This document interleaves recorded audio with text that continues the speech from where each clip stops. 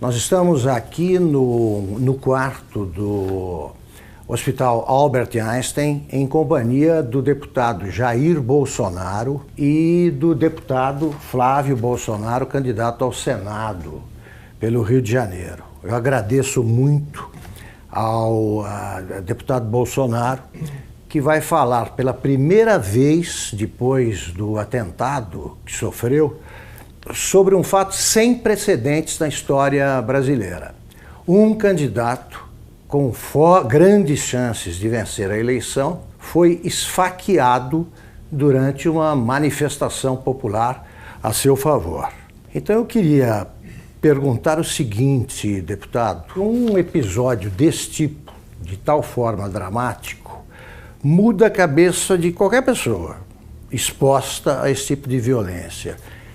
No seu caso, o que o senhor acha que mudou? Na cabeça, o que o senhor passou a pensar diferente? Eu entendo que esse atentado sim, que no meu entender foi algo planejado. O senhor acha que foi um atentado político? Político, esse atentado político, na menor dúvida, porque me tirando de combate, você pega os 3, 4 próximos da relação, são muito parecidos. Queria saber o que o senhor sentiu no momento. O senhor comparou um soco no estômago, a sensação. A dor foi exatamente essa, né? A dor, quando eu levei a pancada, eu pensei que um cara tivesse dado um soco, uma pedrada meio de longe. O senhor não viu o rosto dele? Não, no rosto dele não vi. Eu vi um vulto, não teria condições de desviar a cara dele, não teria condições. Tá. Eu vi que tinha um vulto que se aproximou e deu uma estocada. E quando eu caí, eu falava para o segurança, né?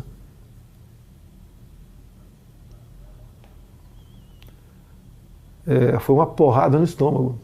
Porque eu olhei aqui, levantaram a camisa, tinha um cortezinho, mas não sangrava.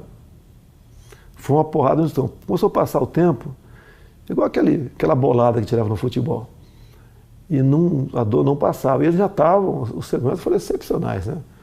Os colegas meus da Polícia Militar, da Polícia Federal, tinha mais gente de outros órgãos, com toda certeza. Me levaram rapidamente para o hospital. Bem, o que eu fiquei sabendo lá no hospital? Na Santa Casa de Juiz de Fora. Aconteceu vários milagres, né? Primeiro, o cara deu uma facada e rodou. Ele rodou para matar mesmo, o cara sabia o que estava fazendo. Daí já vem esse papinho que ele já foi açougueiro. Açougueiro, ajuda de pedreiro, já começa essas conversinhas todas aí. Tá? E por questão de milímetros não atingiu veias aqui que não teria como eu resistir. Foram em 3 lugares no intestino fino e um no grosso, onde espalhou fezes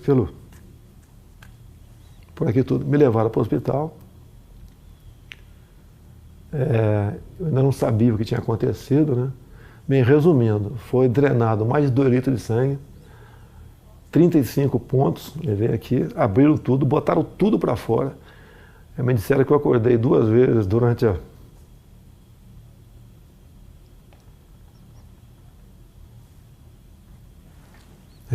cirurgia, mas eu não estava sentindo dor, nada. E depois fiquei sabendo, quando eu acordei, que, não sei se era noite ou madrugada, eu estaria sendo transferido para cá, para Alberto Einstein. O senhor chegou a perder os sentidos lá? Não perdi os sentidos lá. Não perdeu os sentidos? Nem até chegar ao hospital. Era uma dor de uma pancada no estômago insuportável. O senhor teve medo de morrer? Sempre existe esse temor. Digo mais, não é por mim. Em quem o senhor pensou? Em primeiro lugar, na minha filha, de 7 anos de idade. O senhor pensou nela, tem 7 anos. Ela, inclusive, me inspira na política, né? E, logicamente, depois da minha família como um todo. E sempre avisei a minha esposa que, desde o evento até hoje, está do meu lado, aqui em São Paulo, que poderia correr esse risco. O senhor achava que existia essa possibilidade, tá certo?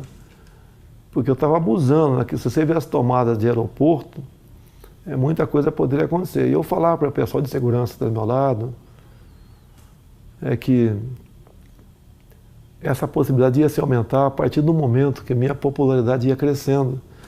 Porque eu estou crescendo da onde, Augusto? Qual é o tamanho do meu partido? Qual é o nosso fundo partidário? Eu costumo dizer, é verdade, quer ver?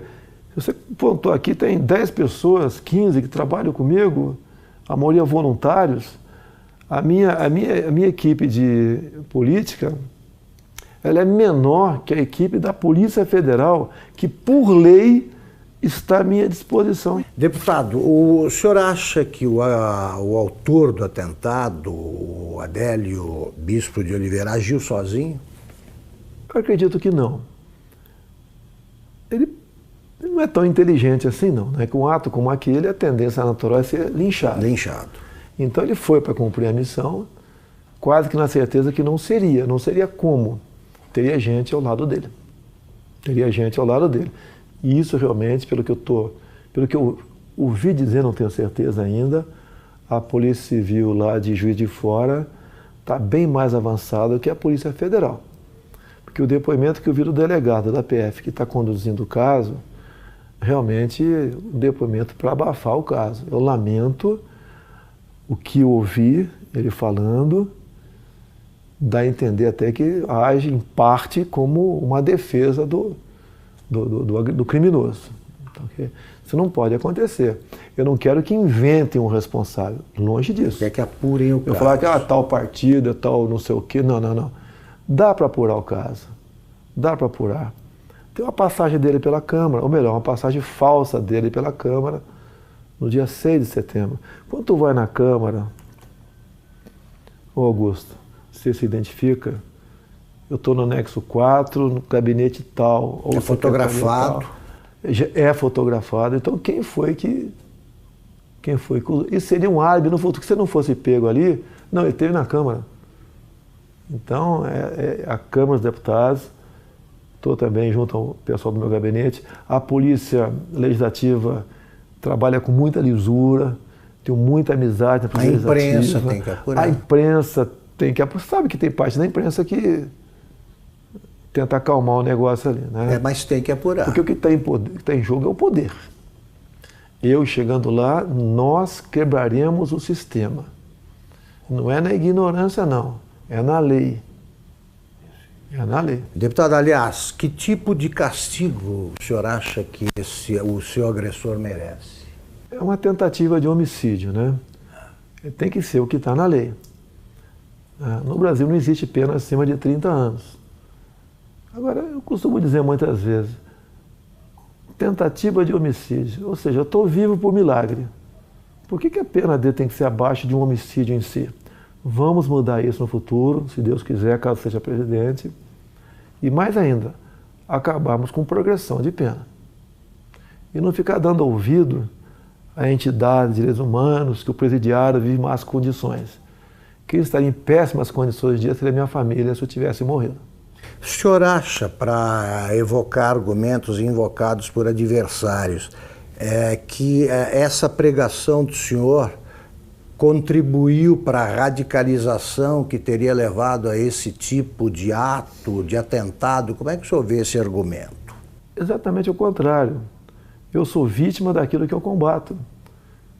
Eu costumo dizer nas minhas máximas, né? Eu prefiro a cadeia cheia de vagabundo do que o cemitério cheio de inocente. Eu tenho projetos em Brasília, muitos deles inspirados na legislação de alguns estados norte-americanos, como, por exemplo, a lei dos 3 crimes. Lá, Augusto, se o elemento comete 3 crimes, não interessa quais sejam, tem estados que você começa com 25 anos, inafiançado, não, sem progressão. Eu copiei esse projeto e botei 10 anos, vou lutar para que seja aprovado. Não tem cabimento. Você pega um elemento, às vezes, cometer um crime bárbaro aí você vai na ficha criminal dele, tem 50 passagens pela polícia. O cara cometeu 3 crimes, 10 anos sem progressão. Saiu, fez de novo, passa para 20. O ser humano só respeita o que ele teme.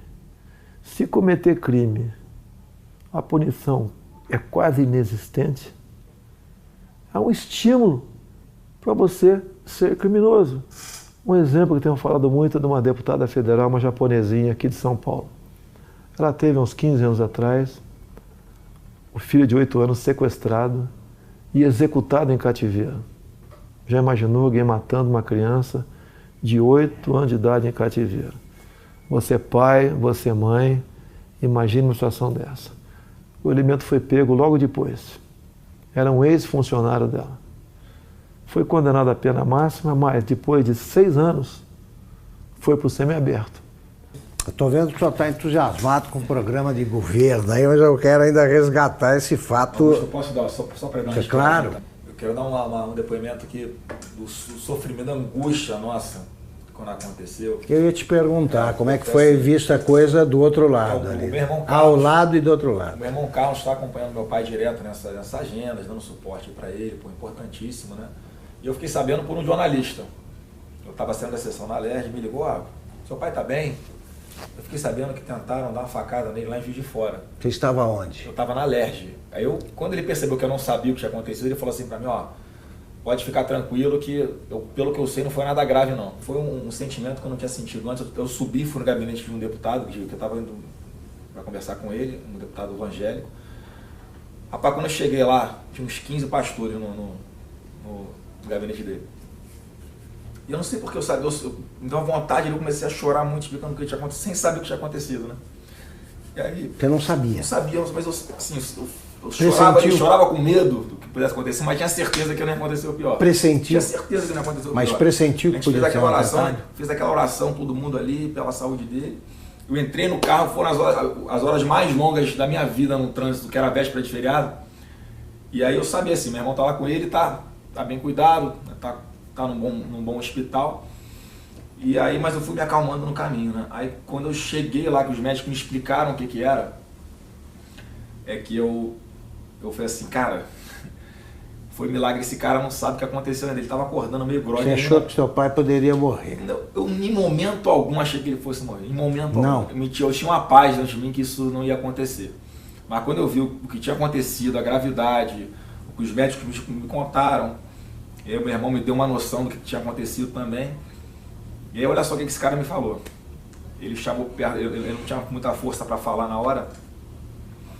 E aí ele me chamou pertinho da boca dele assim, né? Encostei o ouvido nele. Não foi com essas palavras, foi assim, se deram mal, tô vivo. O cara no momento desse não tá pensando na saúde dele, tá pensando no todo, no que ele representa. Então, eu tenho cada vez mais orgulho dele. Muito. E agora tá aliviado.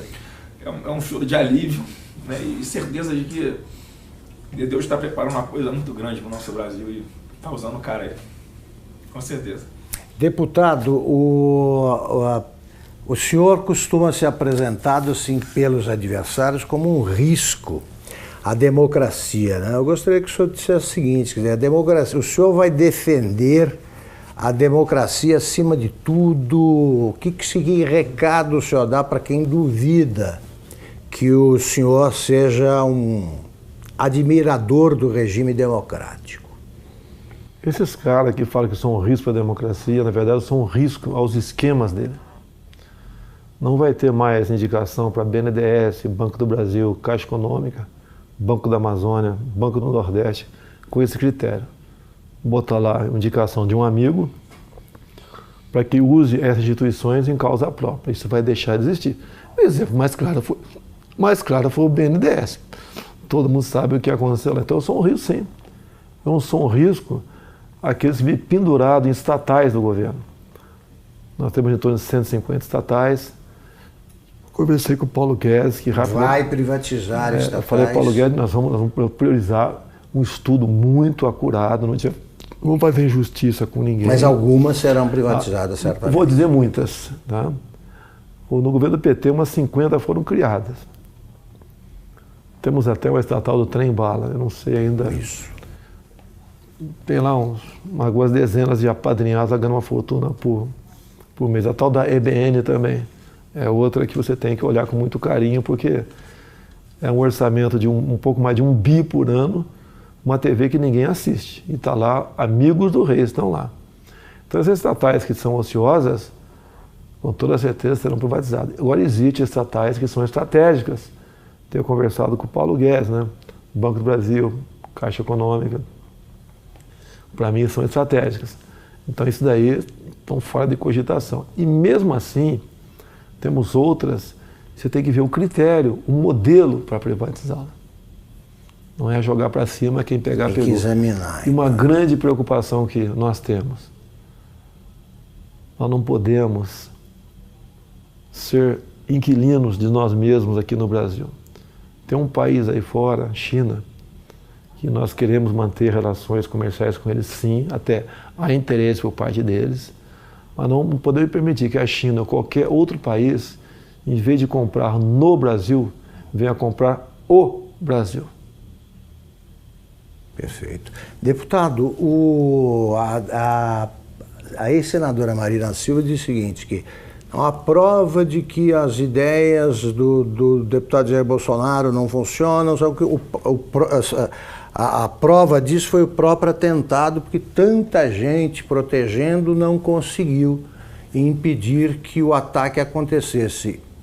A Polícia Federal falhou? O senhor notou falhas no esquema de segurança? O ambiente não tem como você ter um sistema de segurança perfeito. É um tumulto ali, né? Eu vejo pela televisão. E eu sempre falava com eles da possibilidade, né, crescente disso acontecer, tendo em vista o nosso crescimento junto à opinião pública. Então eu não culpo a Polícia Federal, não.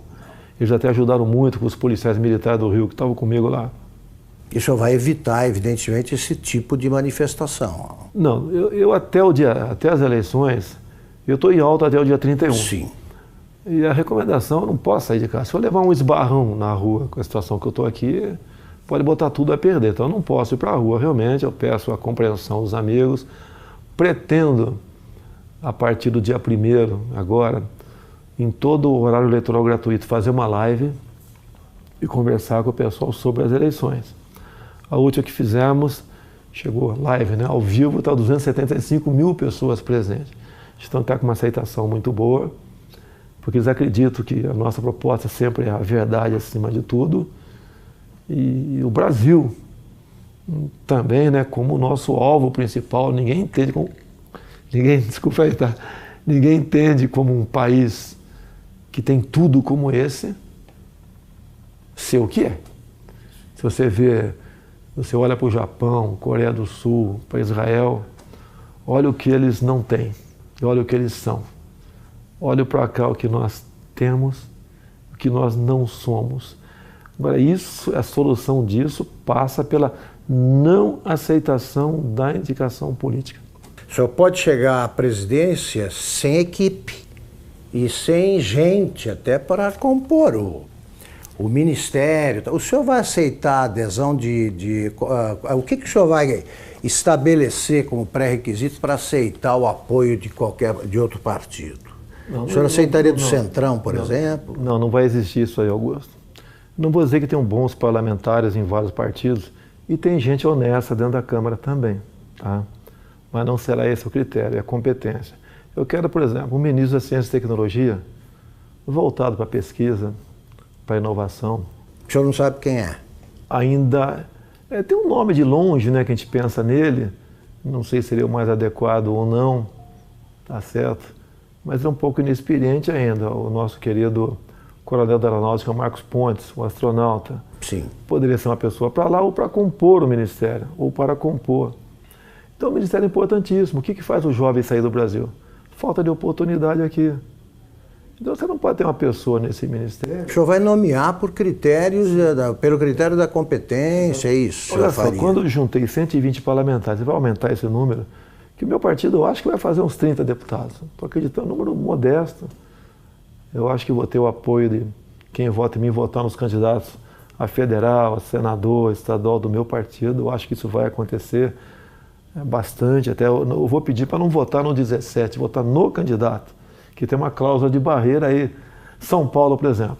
Não adianta o meu filho Eduardo, que deve ter 1 milhão de votos, junto com o voto de legenda, poder fazer 8 deputados federais. Esse federal tem que ter 30 mil votos, senão não tomam posse. Então ele tem que votar no candidato, e não no 17. Eu posso não ser o ideal, nem teremos nunca um ideal. Mas eu acho que o remédio para o momento, tendo em vista aos demais candidatos que estão aí, seria eu, não teria outro remédio no momento. Para a gente buscar o ponto de inflexão e fazer uma política de verdade no Brasil. E essa maneira de não aceitar indicações políticas, como tenho conversado com parlamentares, é uma maneira de resgatar, buscar o resgate da credibilidade do deputado. O senhor não vai aceitar. Não tem como aceitar. Você pode ver. O Onyx Lorenzoni, por exemplo, no meu entender, seria um excelente chefe da Casa Civil, mas não é indicação partidária, mérito dele. Ele vestiu essa camisa comigo, tá ok? Ele também passou por um momento difícil a vida dele, não questão de saúde, né? Então é uma pessoa que é adequada para estar lá. Não é que a gente vai dar as costas ao parlamento, não quero papo com ninguém, não, nós queremos atender o parlamentar. Uma das coisas que o parlamentar sempre reclama em Brasília, o orçamento para as emendas individuais, ele é impositivo. Vai ter que sair, Augusto. Antigamente, ele não era impositivo, né? Era autorizativo. Daí o governo chantageava. Queria aprovar algo salgado, chamava a bancada que interessava e liberava recursos. A imprensa divulgava aquilo com o maior estardalhaço e com razão. Quando aparece alguém que fala que quer acabar com isso, a grande mídia não dá bola para isso aí. Então o que os parlamentares querem? Vão ter suas emendas liberadas o mais rápido possível, porque ou muda a lei ou eu libero. A liberação, então, não vou querer chantagear parlamentar para nada. Perfeito. Deputado, vamos encerrar a entrevista até por cuidados médicos. A senhora ainda está convalescendo, está em boa forma, mas convalescendo. Eu queria terminar perguntando o seguinte, o senhor acha que o Brasil, hoje, de modo geral, precisa se tornar mais tolerante? O ambiente está muito radicalizado. Que recado final o senhor dá sobre esse quadro brasileiro? Eu vou falar o Brasil. Há uma certa potencialização em cima disso também. É a pregação da luta de classe imposta pelo PT. Tá? Agora, logicamente, isso vai da educação do povo, né? A nossa educação leva para, quanto melhor for, leva para o fim da intolerância. Fim da intolerância. Isso é natural. As provas internacionais do PISA, entre outros aqui, você vê que o Brasil não vai bem na educação de há muito tempo. Você tem que investir nisso para jogar na ponta. Tá? Agora, da minha parte, eu nunca preguei ódio. Eles dizem que eu prego ódio. Você não... Eu vi uma matéria dizendo, o Bolsonaro agride gays, negros, mulheres. Me aponte um áudio meu agredindo quem quer que seja. Uma imagem minha agredindo. Jogam e eu tenho que me explicar a vida toda sobre isso aí. É a minha família, minha nova família. Estou indo para 11 anos de casado com a senhora Michele. O pai dela é o Paulo Negão. Nossa família... E 11 anos atrás ninguém falava em Jair Bolsonaro. Era apenas uma figura lá do baixo clero que dava umas caneladas na Câmara lá. Deputado, muito obrigado pela entrevista. Eu quero agradecer a todos vocês, em especial Augusto Nunes nesse momento, a população pela confiança, pela simpatia, agradecer pelas orações, vocês foram excepcionais. Realmente os médicos dizem que eu estou vivo por uma obra de Deus, um milagre aconteceu. E vamos juntos mudar o destino do Brasil. Tá ok? Eu sei que existem milhares de pessoas pelo Brasil melhores do que eu. Mas no momento você tem aí, se não me engano, 13 candidaturas, não é isso? Isso. Você não foge, você não pode votar no Augusto Nunes, você não é candidato. Você tem 13 nomes aí. Analisa, não se abstenha, não se omita. Eu sei que você está muito decepcionado com política, mas a chance é essa. Se continuar alguém do Centrão ou do PT, você sabe qual é o destino. Estamos exatamente no mesmo barco. Vamos mudar o Brasil, sim.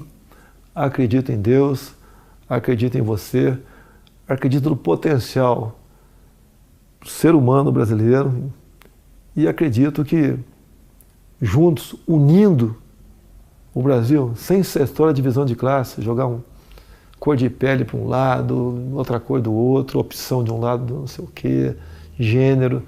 Vamos unir o Brasil. Na economia, vamos desburocratizar, desregulamentar. A proposta do Paulo Guedes do imposto de renda, até falei, está sendo ousada. A proposta dele é a seguinte: quem ganha até 5 salários mínimos não paga imposto de renda. E dali para frente, uma alíquota única de 20%. A União perderia arrecadação, sim. Mas o gás que você daria para as empresas, para os comerciantes, produtores rurais para empregar gente, desonerando a folha de pagamento, compensa muito. A Inglaterra fez um plano semelhante há 20 e poucos anos atrás. Com o Trump agora ele fez a mesma coisa. Se não me engano, está baixando para 20% o imposto das empresas, né? Isso. Então, deu certo. Não precisou mais exportar empresas para país vizinho mais ao sul ali para produzir alguma coisa. As empresas estão voltando para os Estados Unidos e vamos mexer na economia nessa hora, sem sacrifício para ninguém. Se o alíquoto de 20% estiver alto para alguns, eu converso com o Paulo Guedes. O Paulo, em vez de ser acima de 5, 20, até 10, 15, dali para frente, resolve essa parada aqui. Eu só falei uma coisa, Paulo, no final eu quero uma coisa, que a União arrecade menos. Muito bem, muito obrigado, deputado. Obrigado, deputado Flávio.